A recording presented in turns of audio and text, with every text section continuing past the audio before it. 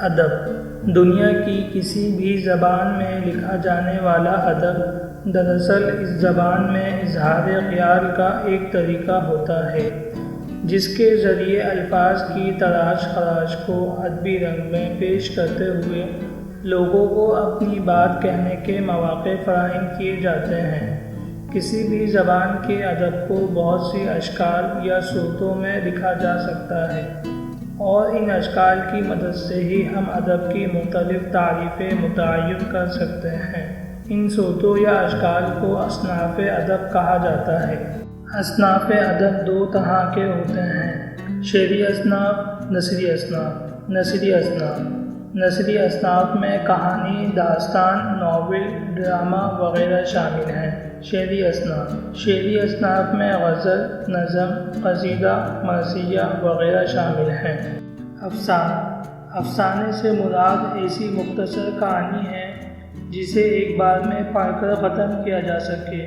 اردو میں مختصر افسانے کا آغاز منشی پریم چند کے افسانوں سے ہوا، پھر آگے جا کر کئی مشہور افسانہ نگار اس فن میں کمال حاصل کرتے نظر آتے ہیں، جن میں غلام عباس، عصمت چغتائی، سعادت حسن منٹو اور احمد ندیم کاظمی قابل ذکر ہیں۔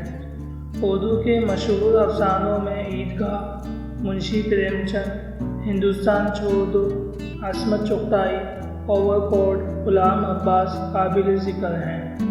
افسانے میں ساری زندگی کے کسی بھی پہلو کو بیان کیا جا سکتا ہے، جبکہ اس میں پلاٹ اور کرداروں کا ہونا لازمی ہے۔ داستان دنیا کے ہر ادب میں کہانی سننے اور کہنے کے بہت سے طریقے پائے جاتے ہیں، اور اسی طرح اردو زبان میں بھی کہانی مختلف انداز سے اپنا وجود رکھتی ہے۔ داستان بھی کہانی کی ایک ایسی ہی شکل ہے جس میں کردار، جادوئی عناصر، طوالت اور اسے لکھنے سے زیادہ سننے پر زور دیا جاتا ہے۔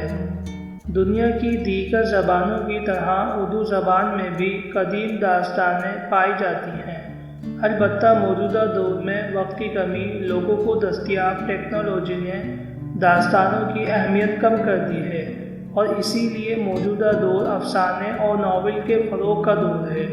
اردو کے مشہور داستانوں کے نام یہ ہیں: باغ و بہار میر امن دہلوی، آرائش محفل حیدر بخش حیدری، طوطا کہانی مرزا کاظم علی جوان، فسانہ عجائب مرزا رجب علی بیگ۔ ڈرامے کو فکشن کی سب سے قدیم صنف قرار دیا جاتا ہے، اور یہ بھی کہا جاتا ہے کہ دنیا میں ڈرامہ سب سے زیادہ قدیم ہے، کیونکہ ڈرامہ نقالی پر چلتا ہے اور انسان ابتدا ہی سے ایک بڑے نقال کے طور پر جانا جاتا ہے۔ دنیا میں ڈرامہ سب سے پہلے یونانیوں نے شروع کیا، پھر اس میں ہر قوم اپنا حصہ ملاتی گئی۔ اردو میں پہلا ڈرامہ امانت لکھنؤ نے لکھا، جس کا نام اندر صبا ہے، لیکن اردو ڈرامے کو جو عروج آغا حشر کے دور میں حاصل ہوا، اس کی کوئی برابری نہیں کر سکتا۔ ان کا مشہور ڈرامہ رستم و مہراب ہے۔ اس کے بعد اردو میں امتیاز علی تاج کا نام اردو ڈرامے کے مشہور لوگوں میں کیا جاتا ہے، جن کا کارنامہ انارکلی ہے۔